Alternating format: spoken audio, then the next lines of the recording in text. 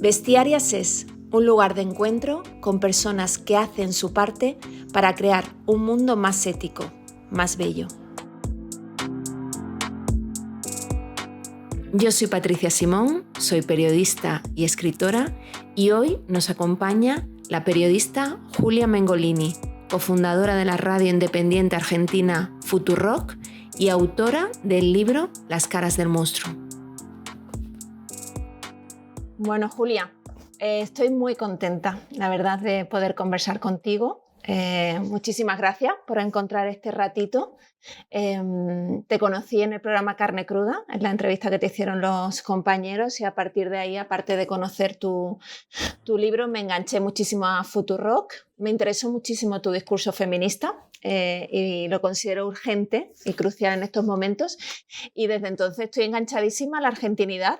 Desde Palestina, Irán, estoy viendo todas las entrevistas y conociendo a Argentina, que lo conozco muy, muy poquito. Así que mil gracias.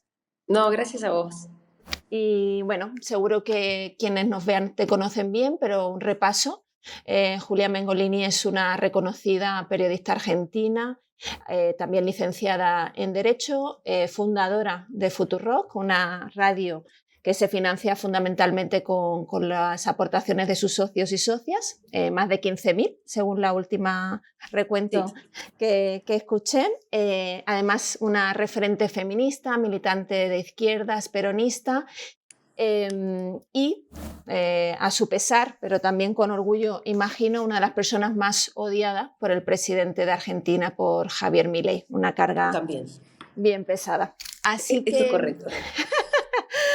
Precisamente quería empezar por esto último, ¿no? Porque es lo más grave, porque es de lo que podemos extraer muchas lecciones sobre cómo la ultraderecha y el fascismo está utilizando las redes sociales y la inteligencia artificial para perseguir no solamente a la disidencia política, a la libertad de pensamiento y a los opositores políticos, sino también y específicamente a los y las periodistas, para acallaros y para poder seguir, ¿no? Acometiendo todas estas medidas austericidas de las que sabemos también muy bien en Europa después de la crisis de 2005. Hace como 2 meses sufriste una campaña orquestada de odio a través de las redes sociales, en las que recibiste miles de amenazas muy severas, que además muchas de ellas, más de 80 creo recordar, fueron retuiteadas por el presidente Milei. 93. Y por ahí más, 93 cuando dejé de contar. 93, y además se creó un vídeo por inteligencia artificial, un vídeo falso, en el que mantenía relaciones sexuales con tu hermano, ¿no? Con el objetivo, como bien has explicado, de torturarte y de silenciar y de amedrentar al resto de colegas. Así que me gustaría empezar por el principio. ¿Por qué? Porque además este odio lo llevas sufriendo muchos años y lo abordas en tu libro. Lo que pasa es que lo que ha pasado ahora es que ya se ha exacerbado y se ha institucionalizado desde la Casa de la Moneda. Pero, ¿qué representas para que te odien tanto? Ay, mira, justo empezaste por la pregunta más difícil. Porque es una pregunta que es muy habitual que me hagan en entrevistas, que es la de ¿por qué a vos? Y yo realmente no sé, no lo sé. Yo podría decirte que represento una serie de ideas, de colectivos que son todo lo que ellos detestan, y esto es cierto, pero hay muchísima otra gente que también lo hace. Entonces también creo que hay algún componente medio hasta arbitrario, ¿no? Como es a ella. Y ahí tuve un poco de mala suerte, en algún sentido. Sí, obviamente que tiene que ver con eso, con ideas y con colectivos que represento, que conformo. Y también hay ahí... No sé mucho más que decirte, pero de verdad te juro que esa es como la pregunta que a mí más me cuesta, porque también sería bastante vanidoso de mi parte, no sé, creer que tiene mucho que ver con algo que yo hago muy bien. La verdad que no. Yo o sea, hace un tiempo lo pensaba más así, pero después hubo un momento en el que me di cuenta que había un componente arbitrario. No es que, bueno, cada vez que a mí me pegan, cada vez que a mí me atacan, es por algo bueno que yo hice. No, la verdad es que tampoco.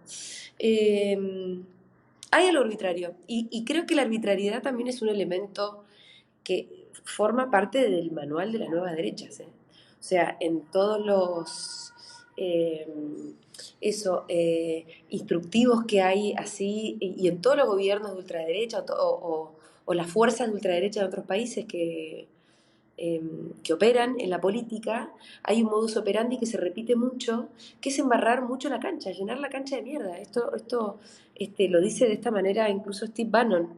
Eh, y en ese llenar la cancha de mierda hay necesariamente una arbitrariedad, que es psicotizante. O sea, y también una de las tareas es volvernos locos. Eh, y para volverte loco tiene que haber algún componente que es inesperado. Porque si en realidad supiéramos a qué reaccionan, cómo reaccionan, cuáles son las expresiones o los actos que van a tener consecuencias, bueno, entonces los podríamos evitar o nos fijaríamos de qué modo, pero con la arbitrariedad que además reina hoy, Argentina es un caos absoluto, sobre todo te quiero decir, la discusión pública es un caos absoluto, porque ya no importan los hechos, no importa lo que pasó, lo que no pasó, no importan los valores, no importa que le estén recortando las pensiones a la gente con discapacidad o que estén financiando el hospital de niños más importante. Es algo que de repente pareciera que está todo demasiado desordenado y esto es funcional justamente a ese objetivo político, a poder recortar las pensiones por discapacidad y salirse con la suya, ¿no? No, y es una Entonces, forma de bueno, como te disciplinar digo, el también, elemento claro. de la arbitrariedad hay que empezar a comprenderlo. Sí, sí, decía que además esa arbitrariedad que es una forma de disciplinar, porque a cualquiera le puede tocar de repente. Exacto, ¿no? exacto. Todos estamos en ese peligro. Sí. Y tú decidiste que después de tantos años aguantando, la última campaña era suficiente y había que decir basta.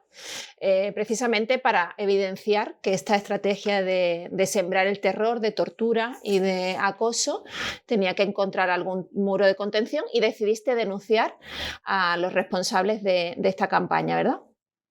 Sí, bueno, lo que pasa es que la última, yo llevo 10 años de acoso sistemático, lo tengo bastante documentado en el último capítulo de mi libro y nunca pensé que iba a faltar este otro episodio de la creación de un video de inteligencia artificial con relaciones con mi hermano, o sea, es toda una cosa de locos, ¿no? Acompañado de 93 tweets del propio presidente y esto te diría que es la parte como que más me alarmó de todo, de muchas amenazas de muerte.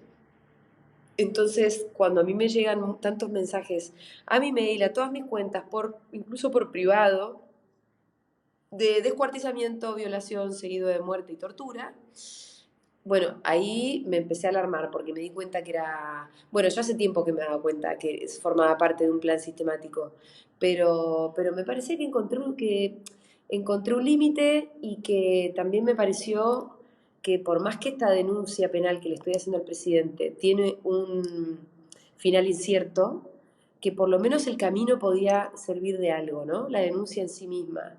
Eh, Porque también hay un problema enorme con el uso de la inteligencia artificial con estos fines. O sea, ahora hay un problema en las escuelas, donde los nenes, los adolescentes, los pibes, por ahí toman fotos de las redes sociales de sus compañeras y las modifican con inteligencia artificial, las modifican, las ponen desnudas o lo que fuera, para mortificarlas. Y entonces hay un problema en las escuelas porque los docentes, los directores de escuela no tienen herramientas para frenarlo, salvo las herramientas éticas y morales. Decirles, chicos, está mal. Eso no se hace. Cuando el presidente lo avala, ¿cómo, cómo hace para decirle después a los chicos que eso está mal? Entonces me pareció que sobre todo tenía que haber una discusión moral sobre este tema, ¿no? Que la damos formalmente en el terreno judicial, ya te digo, ya no depende tanto de mí, porque vamos a ver si hay un juez con criterio y con voluntad y con valentía, pero la pelea después la tenemos que dar en términos sociales, ¿no? Y bueno, con ese basamento, es decir, bueno, yo además, yo lo estoy discutiendo en la justicia, pero ¿qué es lo que estoy discutiendo en la justicia? Y lo tenemos que contar, tenemos que debatirlo socialmente. Tiene que quedar también más evidenciado que nuestro presidente le está haciendo mucho daño a la convivencia civil, democrática, social. Y de hecho tú has aprovechado también, a la vez que has presentado esa denuncia, para de alguna manera invitar a la ciudadanía a decir, esto tenemos que dar una respuesta cívica que tiene que ver con recuperar y volver a valorar valores de convivencia básicos como el respeto, como el cuidado, como de alguna manera la ternura frente a esta política de la crueldad, ¿no? Y esa nueva sensibilidad de la que hablas, ¿no? Porque efectivamente parte de su estrategia, de su objetivo es instaurar como un nuevo régimen el de la crueldad, el de la violencia y el del miedo, ¿no? ¿Cómo imaginas que se puede articular este movimiento que además debería de ser internacionalista? Porque esto que está pasando en Argentina es parte de Sí, la ola reaccionaria global, ¿no? sí, totalmente. Y además, la ola reaccionaria global tiene vínculos entre sí. Y esos vínculos también fueron fundamentales. Es un entramado que hay que comprender para entender el éxito. A veces mayor o menor, ¿no? En Argentina ganó el peor de todos. Pero me parece que en muchos países, por lo menos de Occidente, hay expresiones parecidas, muy parecidas, por más que los países sean muy distintos. Entonces, hay algo que ellos se están dando manija entre sí, se dan apoyos entre sí, apoyos bien concretos, apoyos, articulaciones políticas, económicas, todo eso, y que entonces yo creo que nosotros también tenemos que empezar a reaccionar internacionalmente, del mismo modo que lo hicieron ellos. Eh, y sí, y creo que la primera lección que hay que dar es la de alguna manera, reconstituir, ¿no? Porque no es del todo una nueva sensibilidad. Me parece que hay que reconstituir lo que tuvimos y que estamos a punto de perder, que es la sensibilidad, la empatía, la calidez entre las personas, el cuidado entre nosotros. En Argentina nunca se había discutido las pensiones por discapacidad. O no sé, por ahí en el siglo XIX, pero desde que empezaron a ver este tipo de derechos, nos habían vuelto a poner en cuestión. Y te estoy diciendo que nosotros es un país muy sufrido, pasamos por muchas dictaduras militares, la última dictadura militar con 30.000 desaparecidos. Y sin embargo, me parece que en la dictadura militar no se ponía en cuestión el hospital de niños. No es muy difícil la discusión que tenemos que dar. No es muy difícil. Es una cosa bastante básica, hay que reconstituir un nuevo piso de sensibilidad, de humanidad. Por eso es que creo que no es tan difícil. Pero bueno, por lo pronto también como frenar la fachitización de la sociedad. La humanidad tiene, ¿no? Algunos eventos de los más desafortunados en la historia donde se fue toda la mierda y después hubo que reconstituirlo. Hay momentos donde se va toda la mierda. Alemania en 1930 no eran todos nazis. Y después hubo una sociedad, ¿no? Que fue totalmente cómplice también de Hitler. ¿Qué pasó? Bueno, eso es lo que hay que evitar, que una sociedad entera empiece a sentirse también ahí compelida, empiece como a sentirse seducida por esas propuestas de identidad que terminan siendo los fascismos. Evidentemente hay algo que te da esos fascismos que logran adhesión cuando aparecen, logran mucha adhesión cuando aparecen. Bueno, eso hay que frenarlo ahora. Argentina está muy polarizada. Lo que nosotros me parece que sí estamos haciendo, por más que se hable de mucha crisis, de representación y un montón de cosas, lo cual es cierto, me parece que Argentina sí está logrando, eh, por lo menos que Milei no haya crecido desde que ganó. Si no, te diría todo lo contrario, está perdiendo adhesiones. Todavía eso tiene un alto apoyo, pero la sociedad está polarizada. A mí me daría muchísimo terror sentir que, no sé, que me digan que mi ley tiene un 90% del apoyo, 80% del apoyo, como sí, qué sé yo, pasa con Bukele, ¿no? Eh, Me parece que de última la polarización es un problema para las sociedades también, porque frena cualquier tipo de discusión y de debate para la solución de problemas que existen y que son urgentes. Para ver el vaso medio lleno, te diría que por lo menos hay una sociedad que está diciendo no, esto de ninguna manera. Y eso, bueno, por ahora acá lo estamos defendiendo, ¿no? Estamos defendiendo una serie de valores que tienen que ver con la justicia social, básicamente. Precisamente te quería preguntar por la respuesta de Milei y del resto de su equipo, que también aparecía en tu denuncia y que ha sido aceptada por la Fiscalía, que también te ha demandado en respuesta, casi que preventivamente, porque lo escuchó en la emisión y dijo, yo también voy a demandarte, ¿no? Claro, yo dije, estamos preparando una denuncia penal y ahí me llegó una denuncia penal de parte de él. Eso es una, y hoy me llegó otra, porque se ve que la primera se dieron cuenta que no tenía ningún sentido y que acá hay una firme decisión de persecución, ¿no? Sí, qué decirte, son expresiones que a él no le gustan, pero en un marco que es una acusación por injurias. En Argentina las injurias están despenalizadas para periodistas desde el año 2009, por ahí, en resguardo de la libertad de expresión. O sea que para periodistas no se puede plantear... y después, además de eso, es que una de las expresiones también, en todo caso, ya prescribió porque tiene más de 2 años. O sea, que ya en cuanto a las cuestiones de forma, la primera es una denuncia que no va a ningún lado. Y bueno, y la segunda la acabo de recibir hace un ratito, así que también vamos a ver. Lo que pasa es que mientras tanto, yo creo que si hay jueces criteriosos, sería absolutamente ridículo condenarme por una expresión que a mi ley no le gustó. Son denuncias que no van a ningún lado, lo único que buscan es amedrentar. Y si bien confiamos muy poco en la justicia argentina, también es muy difícil pensar que la justicia argentina pueda condenar a una periodista por algo que dijo de un presidente. O sea, yo también, hasta ahí sí llega, en eso sí confío, ¿no? Sería un antecedente pésimo, ¿no? Pésimo para la libertad de expresión en general. Bueno, y además sí se han expresado organizaciones como la Fundación Gabo, como el colectivo, ¿no?, de periodismo de investigación de América Latina. O sea que ha habido un respaldo y una movilización en toda América Latina y de Reporteros Sin Fronteras alertando de la estrategia de persecución, disciplinamiento y amedrentamiento del gobierno de Milei.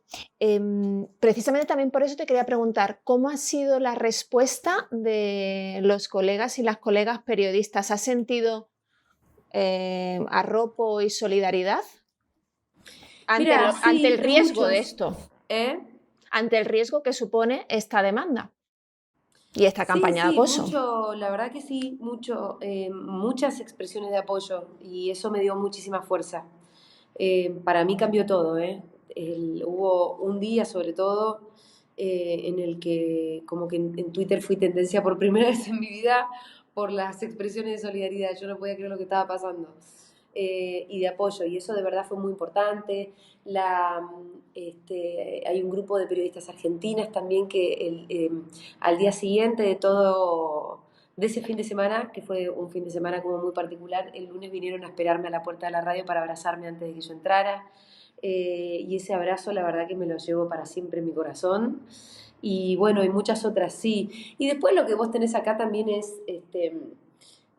otras asociaciones supuestamente de periodistas, pero que en realidad nuclean a los dueños de los medios.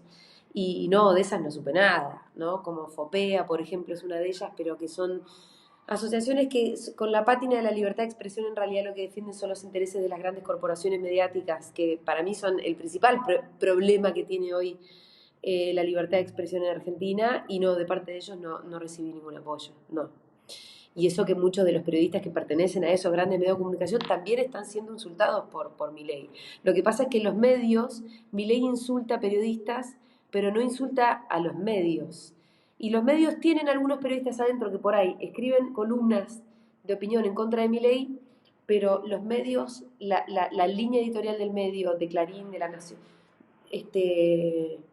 no van a cuestionar los cimientos del proyecto económico de Milei, porque en el fondo están de acuerdo. Entonces, lo que hacen es cuestionar, tal vez, no, bueno, Milei insulta mucho, ¿no? Milei insulta mucho. Las formas, le pierden las formas, ¿no? Las famosas formas, que Milei insulta mucho y demás, pero bajó la inflación. Bueno, la verdad que lo que está haciendo en términos macroeconómicos es un robo total, está empobreciendo a las mayorías de este país, bajar la inflación a un precio altísimo y además atado con alambre porque movés dos variables y la inflación se va a volver a disparar en Argentina, ¿no? Él tiene pisada la inflación habiendo pisado la actividad económica. Entonces, mientras se pierden puestos de trabajo, bajan las persianas de muchísimos negocios, con tal de que la inflación, él pueda sacar el argumento de la inflación, hay muchísima gente que la está pasando pésimo, muchísima gente, te estoy diciendo la mayoría de la gente. Pero sobre eso, como es conveniente para los intereses de las grandes corporaciones, y de este modelo económico, eso no se lo cuestiona. Entonces se pierden en las formas. Y bueno, al final esos grandes medios siguen siendo un gran problema para nuestro país. Unos grandes medios que además se han lucrado mucho también convirtiéndote a menudo como en un muñeco en el que sacudir y al que odiar. Quiero decir que tu popularidad como periodista y como periodista crítica y como una voz reconocida ha hecho que algunos de estos medios recurrentemente, no solamente en las redes sociales, no te sacasen para generar odio, ¿no? De esto que decías bueno, tú, de sí. te cortan los vídeos y sacan el extracto en el que por supuesto te van a odiar porque además se descontextualiza todo y resulta absurdo, ¿no? Sí, yo lo digo siempre también en mis denuncias a este sistema de trolls y de sistematización del odio. Están los grandes medios. Lo que pasa es que muchas veces en el diagnóstico se los deja fuera. Son fundamentales los grandes medios para el funcionamiento de los trolls. Hay también algunas, me parece que diagnósticos o falaces o, o necesariamente equivocados de excluirlos del análisis de los insultos y del odio. Pero yo soy testigo y protagonista también de que los trolls no son nada sin los grandes medios de comunicación. No es que van por un lado ellos y por el otro lado los medios. No, los trolls hacen sus recortes, pero triunfan cuando sus recortes terminan en la tele, en los programas de Chimentos, o en los programas de las tertulias, como dicen ustedes, o en los programas, en los noticieros. Este circuito es absolutamente así. Cuenta con los grandes medios de comunicación y con algunos periodistas muy concretamente que trabajan en red. Sin ninguna duda, la sistematización del odio cuenta con los grandes medios de comunicación y hace mucho antes que aparezca Milei.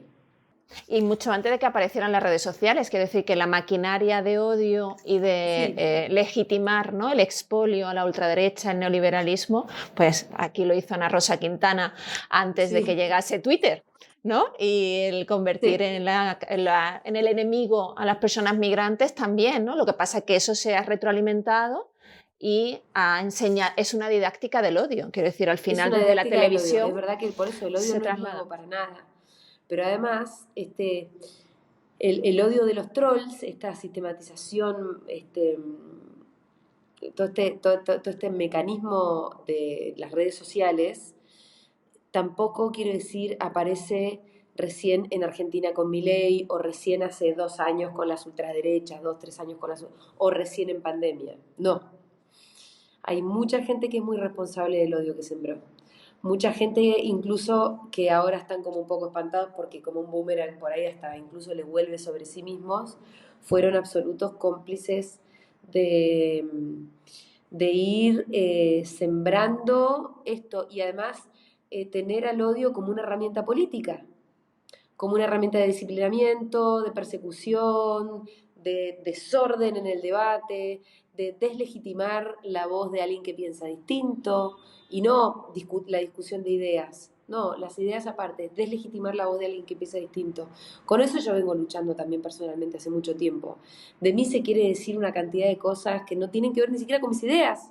Porque muchas veces sí, pero ya últimamente me dan con cualquier cosa, que soy mala madre, pero cualquier pavada, ¿viste? Cualquier tontería. Que tengo a mi empleada doméstica en negro, esto quiere decir que no la tengo relación, o sea, mentiras, o mentiras o pavadas, pero que ni siquiera forman parte de la discusión de ideas. Y esto claramente, o que nuestro medio se mantiene en realidad no se mantiene con el aporte de los oyentes, sino que se mantiene con la pauta publicitaria de la provincia de Buenos Aires. Bueno, toda una serie de cosas que lo que buscan siempre es el desprestigio, ¿no? Y bueno, nosotros seguimos también aferrados un poco a las convicciones, porque si no, la verdad que hay momentos donde pueden quebrarte. Hay mucha gente que quedó en el camino. Y a esto súmale la capa de género, ¿no? Contra las mujeres la cosa siempre es peor. Siempre es peor. Siempre es mucho más virulenta. Siempre tiene la cuota de misoginia. Siempre es más fácil para ellos pegarnos a nosotras. Además porque son cobardes. Son cosas que a veces parecen una pavada decir, pero yo la verdad que lo vivo tanto en carne propia que a veces me doy cuenta, pero ¿esto por qué no le pegan? Si está diciendo lo mismo que yo. ¿Por qué varón? Es tan fácil como eso a veces. Porque es un tipo. No, y por eso también te preguntaba antes qué representas para que te odien tanto, porque realmente parte de este crecimiento de la ultraderecha está íntimamente relacionada con la reacción al feminismo, ¿no? Y como mujer feminista, comunicadora, capaz además de contarlo desde el feminismo como avance civilizatorio, ¿no? Y como goce, y no desde solamente la denuncia, ¿no? Y la pena y la resignación, eso tiene una fuerza poderosísima que, bueno, que le genera parte de ese odio, ¿no? Sí, es como te digo, qué sé yo, ellos odian al feminismo, tienen su cruzada, su famosa batalla cultural es contra el feminismo, las ideas que ellos consideran woke, el ambientalismo, los derechos humanos, bueno, son todas cosas el peronismo en Argentina en concreto, ¿no? Y son ideas que yo defiendo desde siempre, pero es como te digo, somos muchos, no es que yo soy una rara avis, somos pero muchos, muchos, muchos. Te decía que los medios pequeños o los medios autogestionados que se sustentan precisamente en sus comunidades hacen mucho daño y por eso muchas veces suscitan tanto resquemor, ¿no? Entre los grandes medios, porque demuestran, uno, que se puede hacer periodismo de calidad e independiente, que se puede ser crítico y sacar la información sobre los grandes poderes. Entonces son pequeñas moscas cojoneras que demuestran realmente y ponen el nivel de la calidad del periodismo. Así que entiendo que también esa suspicacia, ¿no? Esos resquemores que genera Futurock tiene que ver con eso, con que los estándares de calidad... Sí, totalmente. Mira, así como te decía hace un ratito que yo no sé por qué conmigo, entiendo un poco mejor por qué con Futurock. Por todo eso que vos acabas de decir.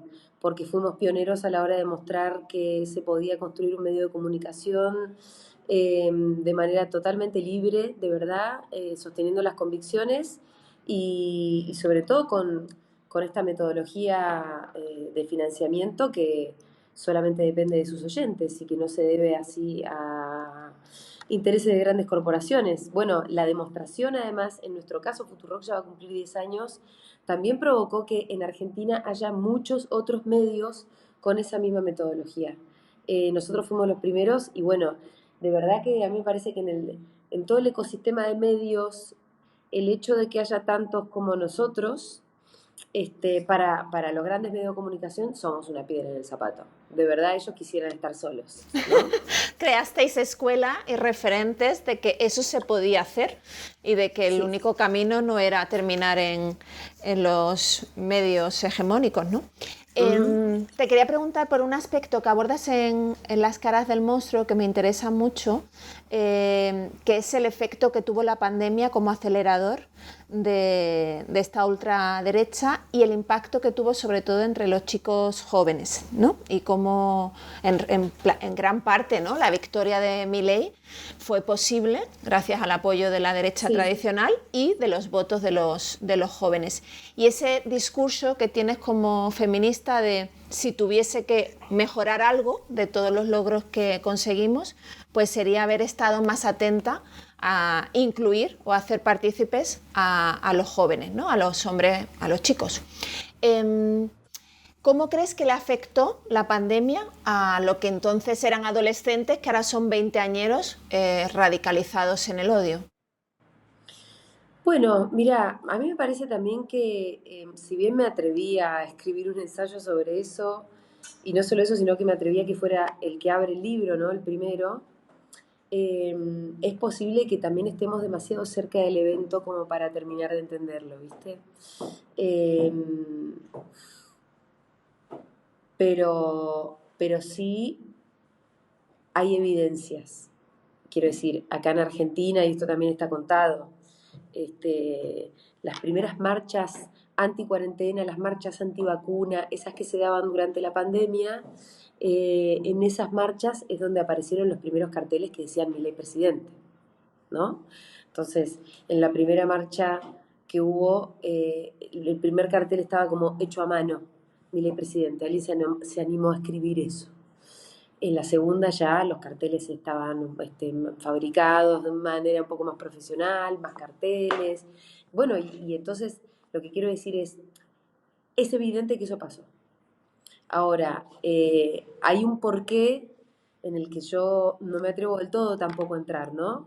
Eh, Me puedo hacer algunas preguntas, puedo llegar a tener algunas sospechas, tiene que ver con la hiperdigitalización también, tiene que ver con que el encierro, evidentemente también a una cierta edad, mezclado con algunas otras cosas, este, te trastorna.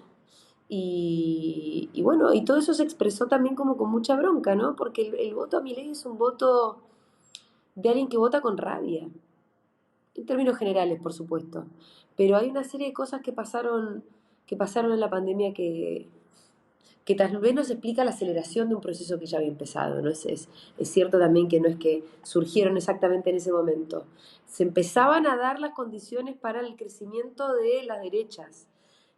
Acá y en un montón de otros países, Bolsonaro incluso es previo, la primera presidencia de Trump también son previas a la pandemia, pero hay algo que la pandemia radicaliza ese odio, porque además, bueno, fueron los estados los que nos mandaron a quedarnos en nuestra casa.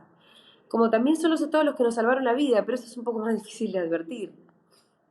Eh, Porque además es mucho más difícil, siendo los estados hicieron enormes esfuerzos desde que el financiamiento público para las tecnologías que posibilitaron la invención de las vacunas, pero después llega Pfizer, compra y pareciera que el héroe Pfizer, ¿no? La gente no sabe ni tiene tampoco por qué saber tanto que en realidad los financiamientos públicos en ciencia, esa ciencia que es este, la primaria, tuvo tanto que ver con la invención final de las vacunas, en que sin la infraestructura y la logística que solo un Estado puede poner, no se hubiese podido llegar a vacunar a la población mundial en el lapso de 1 o 2 años. Todo eso es difícil de capitalizar, porque es toda la gente que no murió. Ahora, el enojo porque el Estado me mandó a guardar a mi casa, eso sí quedó. Entonces lo que creo sí es que los Estados, en todo caso para la próxima pandemia, y Dios no quiera que esto suceda, por lo menos mientras estemos vivas, eh, que los Estados también consideren que mandar a encerrar a la gente puede llegar a tener consecuencias emocionales y psicológicas muy severas. Y que esto puede generar un resentimiento muy grande para con otros conciudadanos y contra el propio Estado, que es el que te mandó a tu casa, ¿no? Eh, Son algunas de las hipótesis que yo más o menos, viste, me atrevo a pensar así, pero insisto con esto, creo que por ahí nos vamos a ir dando cuenta con el tiempo. Hay una anécdota que me gusta mucho, en el que le preguntaron a un... eh, eh, no, igual no te quiero hacer la cita mal porque el otro día me la corrigieron, pero era a, a un líder chino, le habían preguntado por la Revolución Francesa y este contestó, es demasiado pronto para saberlo. Entonces, claro, hay algo de eso, ¿no? Obviamente que los chinos tienen mucho más claros que los tiempos de la humanidad son un poco más extensos para poder comprenderlo y que los procesos también son y tienen que ser más largos, pero es pronto para saber qué pasó con la pandemia. Y por eso mismo también hay poca producción intelectual, ¿viste? No hay mucho. No, y porque la gente tampoco quiere ahora mismo todavía mirar atrás a la No hay pandemia, es ganas de muy reciente, mirarlo y tampoco hay ganas de pensarlo. totalmente. Yo tengo una sensación con el tema de las personas que han sido abducidas por el discurso del odio, ¿no? De la ultraderecha, por el malestar que había, por la falencia de las democracias en dar respuesta a algunos de los grandes problemas, de que tenemos que aprender también de los mecanismos que se aplican para recuperar a las personas que han sido cooptadas por sectas, ¿no? Porque realmente es construir una forma de ver el mundo, unos mecanismos, y luego tú tienes que desactivar todo eso, ¿no? En el caso de los jóvenes, que es más reciente y por tanto son más recuperables que un señor que tenga 60 años y que lleva siendo toda la vida fascista, ¿qué crees que podemos hacer desde la sociedad civil para traerlos de vuelta al civismo y a la cordura? Bueno, un poco lo que te decía antes, eh, reconstruir un poco esos valores, la sensibilidad entre las personas. Eh, y eso a veces se hace simplemente, no tanto de lo discursivo, a veces se logra más como con ejemplificando. Bueno, eh, viste que una reacción importante con lo que está empezando a pasar en Gaza llegó recién después de las fotos de la hambruna. Eh, Tal vez había que llegar a ver las fotos, lo cual es gravísimo, ¿no? Pero tal vez había que llegar a ese punto como para que entráramos un poquito para que empezáramos a tener una conciencia. El otro día una escritora me decía cómo pareciera que es tan difícil entrar como en esas conciencias también tan fascistas y que tienen esas ideas. Me decía, yo solamente lo veo a veces en el caso de cuando alguien conoce, por ejemplo, a una persona gay. O sea, vos tenés un tío que era un facho, que siempre fue como muy anti-gay, hasta que llega un primo que resulta que era gay. Uy, al principio el tío lo rechaza, no sé qué, y por ahí, con los años, bueno, al final todos los prejuicios se desmoronan, porque su sobrino era gay, un día pudo llegar con su novio, demostró que no era ningún monstruo, de que esto también era una relación de amor, y al tío se le van los prejuicios. Es como si haya veces que los prejuicios necesariamente se desarman con experiencias más cercanas, ¿no? Pero claro, Eh, para eso hace falta que haya lugares de encuentro, ¿no? Que también es una cosa que el neoliberalismo ha destruido, ¿no? exacto. Y que claro, que toca reconstruir en un contexto muy complejo. Tú también has hablado en varias ocasiones sobre la importancia de trabajar para que cuando este gobierno o los que vengan, ¿no?, pasen, porque pasarán. Yo me acuerdo que después de venir de una de las coberturas de Ucrania y ya cuando el genocidio estaba en marcha en Gaza, fui a Auschwitz y lejos de parecerme lo deprimente que es, ¿no?, me sirvió para conectar con darme cuenta de, después de esto, fuimos capaces de alumbrar algunas de las décadas más luminosas, ¿no?, y de reconstrucción de esa humanidad y de lo que significaba el progreso, la idea de progreso, de solidaridad internacional y demás. Y tú hablas de eso, de la importancia de estar trabajando para que cuando esto se desmorone haya estructuras que puedan acoger ese cambio. Te quería preguntar por los movimientos sociales en Argentina, ¿no? ¿En qué momento están cuando desde el Estado la batalla es tan fuerte, ¿no? Y lo que decías, la doctrina de la crueldad de pegar a pensionistas por manifestarse en contra de que le quiten las pensiones? Bueno, mira, los movimientos sociales están en un momento, la verdad que me da un poco de pudor contestarte esta pregunta, porque creo que cualquier cosa que diga puede llegar a ser injusta, pero están pasando por un momento difícil porque además también fueron golpeados, perseguidos, encarcelados, desprestigiados, humillados, desfinanciados, todo lo que se te ocurra. Y sin embargo están ahí. Si en Argentina todavía la gente no se está muriendo de hambre es porque sigue habiendo muchísimos comedores populares, una red de comedores populares que se sostiene sobre todo en base a la voluntad de gente buena y la organización de esa gente buena. Eh, pero bueno, no tienen la fuerza política que supieron tener en otros momentos. Los movimientos sociales ya no tienen la capacidad de hacer cortes de calle acá, pues los cagan a palo. Entonces, con otros gobiernos, un movimiento social para negociar, para pelear, para luchar, para lo que fuera, tal vez hacía un piquete, las autoridades se sentaban a conversar, del diálogo seguramente salía algo mejor, y bueno, y eran metodologías de lucha. Ahora esa metodología se la arrebataron a golpes. No es la primera vez que pasa en este país tampoco, pero hay una hazaña y una persistencia que obviamente que los desbarajustó bastante, ¿no? Al mismo tiempo. ¿Cómo de viva sigue la ideología de la dictadura? Quiero decir, algunos de los mensajes y de las amenazas que te llegaron hacían referencia a te vamos a tirar al Río de la Plata, ¿no? Como rememorando los vuelos de la muerte. ¿Sigue Sí. muy presente y ha conseguido Milei, como parecía al principio, reactivarlo? Mira, estaba presente de lo que muchos pensábamos, o sea, como que la verdad que realmente yo creo que en un momento ingenuamente pensamos que se había reconstituido por completo el pacto democrático, que que había un consenso total, ¿no? Del nunca más.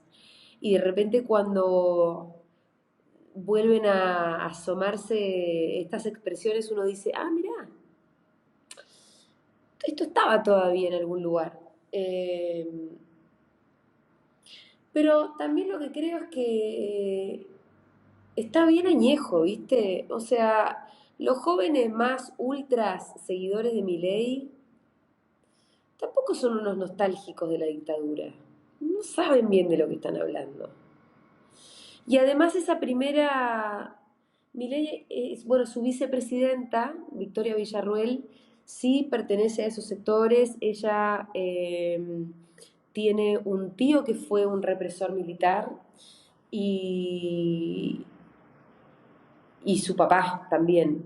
Eh, entonces, ella también toda la vida tuvo una militancia para intentar reivindicar a los militares de esa época. Entonces, cuando se asocia con Milei y gana las elecciones, bueno, un poco lo que entendimos es que Milei ganaba eh, como con la alianza de esa derecha tradicional militar, la derecha representada por Macri y el poder, que es el poder económico, y estas nuevas derechas con el aval de Donald Trump y de Bannon y de los trolls y los nenes libertarios, ¿no? Más los pandemians. Eh, pero en ese trípode me parece a mí que ya la alianza con Victoria Villarroel está completamente rota y que de esa cantera no sacaron nada. O sea, no hay acá un poder militar que sea amenazante o que no sé, le cuide las espaldas a Milei. La verdad que eso no pasó. Y si hay alguna nostalgia por la dictadura, me parece que sigue siendo marginal, la verdad. No, yo no veo que haya visto un reverdecer de los valores, de los militares. Sinceramente no lo veo. Otro aspecto interesante de Futurock es cómo os habéis posicionado claramente en contra del genocidio, algo que en España resulta más fácil porque hay un sentimiento general de apoyo al pueblo palestino, pero en Argentina, donde hay una comunidad judía sionista, porque hay otra que es antisionista, pero una sionista muy importante, eso significa recibir muchas presiones y también ataques de antisemitismo, ¿no? Confundiendo antisemitismo, por supuesto, con antisionismo. ¿Cómo es cómo son los comentarios o las presiones que recibís por haberos posicionado tan claramente contra el genocidio de la Franja de Gaza? Mira, la verdad que ahora mismo los comentarios son, bueno, ya era hora, ¿no? Así que siempre va a haber.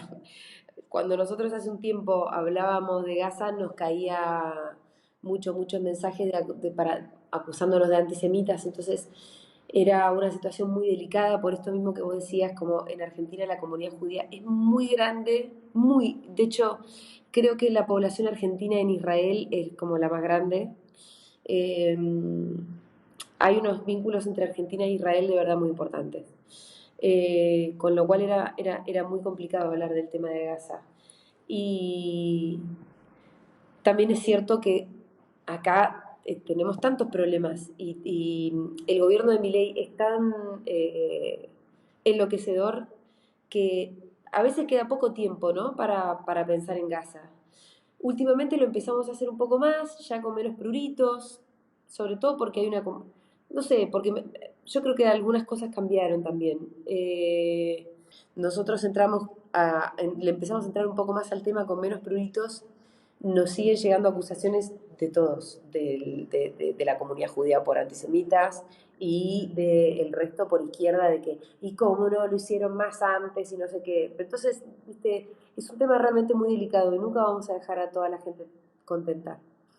Siempre que yo hablo del tema, hay muchísimos mensajes feos, de todo tipo, por izquierda, por derecha, por sionista, por antisemita, por lo que sea, por lo que sea. Obviamente que nosotros lo consideramos un genocidio.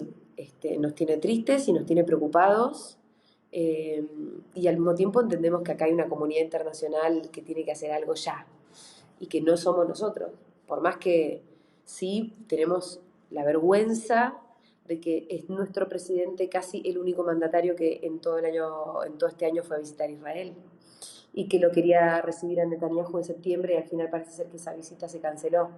Pero eso, bueno, es una de las tantas cosas que nos da muchísima vergüenza de Milei. Vamos a ir terminando. En Futurock, y en tu caso particular, acuerpas muy bien la importancia desde la militancia de los derechos humanos y de esta humanidad de no caer en el pesimismo, ¿no? Y de tener presente que quienes no tenemos que jugarnos la vida a diario para sobrevivir, pues no nos podemos permitir el lujo de resignarnos. Pero claro, hay veces que cuesta mucho y teniendo en cuenta el acoso, ¿no? y derribo que lleva sufriendo las últimas semanas, mucho más. Esta militancia en pensar en futuros deseables, en imaginarlos, ¿no? y presentarlos y trasladarlos a través de tu trabajo en la radio y demás, ¿de dónde lo alimentas? ¿no? Porque hay un momento en el que cansa y que cuesta más encontrarlo. ¿Cuáles son tus razones para seguir teniendo fuerza para hacer un trabajo en defensa de un derecho? Mira, es sobre todo una memoria reciente de un país que fue mucho más hermoso. Memoria reciente, digo, yo no tengo que...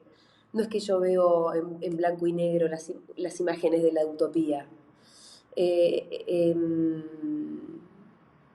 Los años kirchneristas para nosotros fueron años de una expansión fenomenal de derechos, de redistribución de la riqueza. Bueno, todo el principio de siglo en todo el continente, ¿no? Hubo gobiernos populares que nos dieron mucha esperanza, que nos dieron años muy felices y que todavía esa memoria está demasiado viva, no fue hace tanto, entonces no es tan difícil. Y al mismo tiempo también hay algunos casos concretos también como mirar México, como mirar todo el proceso de Morena, las cosas que está haciendo Claudia Sheinbaum ahora mismo, las transformaciones que llevó adelante AMLO, que nos dan la pauta de que se puede. Entonces, ahí está, ¿viste? Hay gente que la pasó mucho peor que nosotros y que, sin embargo, nunca bajan los brazos. Cuando uno ve también a las abuelas y madres de Plaza de Mayo, cuando uno ve a las viejitas, ¿viste? Que siguen yendo a los actos con sus pañuelos blancos y y por ahí llegan en silla de ruedas o llegan despacito, pero están... Y bueno, a esta señora le robaron a los hijos. Le mataron a los hijos.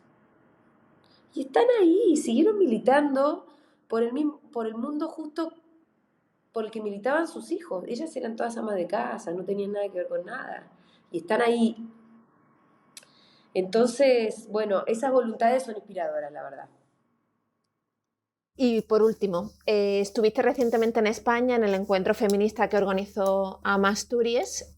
Conoces muy bien la situación en la que se encuentra los movimientos feministas en España, sus enfrentamientos y sus divisiones como en todos, pero también los avances sociales tan importantes como en Argentina también, ¿no? Que ha logrado el feminismo.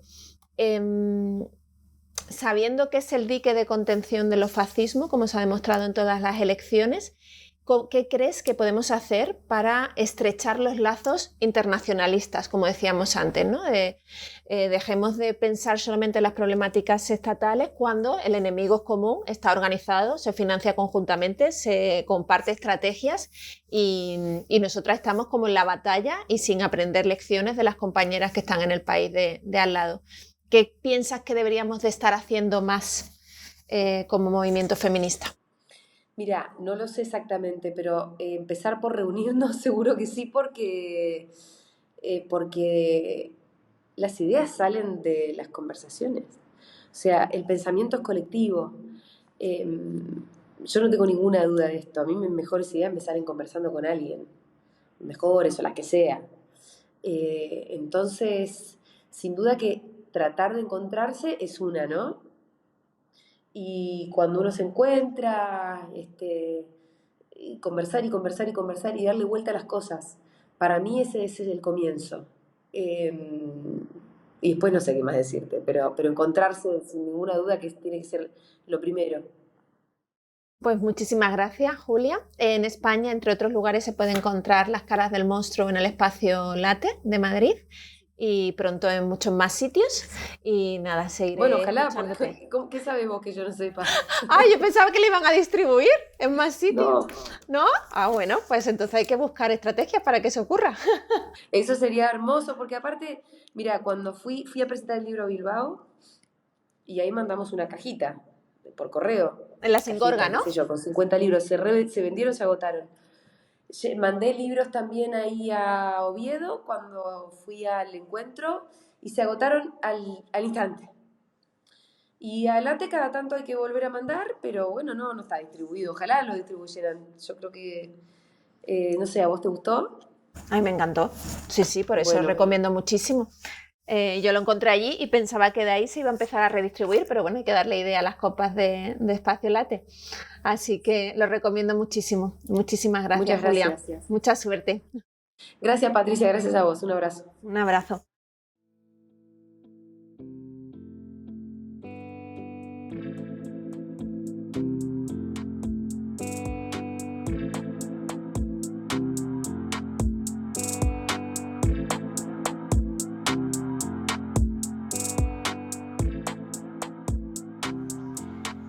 Bestiarias es un lugar de encuentro con personas que hacen su parte para crear un mundo más ético, más bello.